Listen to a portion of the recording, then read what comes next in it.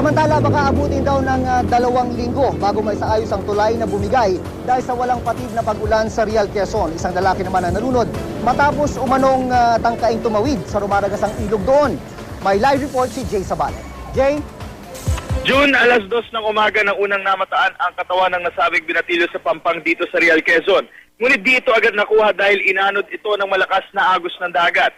Pag-aalas 5 ng umaga nang muling namataan ang bangkay ng residente si Hannibal Torres na siya na ring humila rito upang ito ay masecure. Nagtamo ng ilang sugat ang biktima sa iba't ibang parte ng katawan.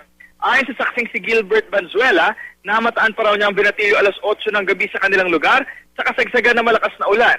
May pagbaha na rin umano noon sa kalsada. Inaalam pa ang edad ng binatilyo na posibleng nasa 16 na taong gulang. Nakasuot ito ng itim na t-shirt na may orange na manggas. Dinala sa Our Lady of Peace Funeral Home sa Infanta ang labi ng biktima. Kapag walang nag-claim sa loob ng 5 araw, ipapalibing ang binatilyo sa public cemetery ng Real.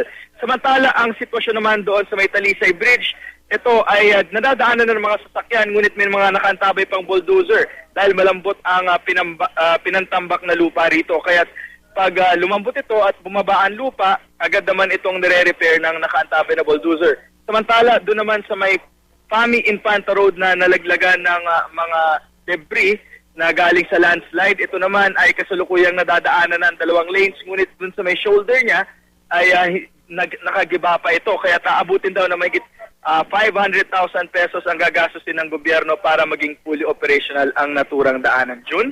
Kuryente? Ang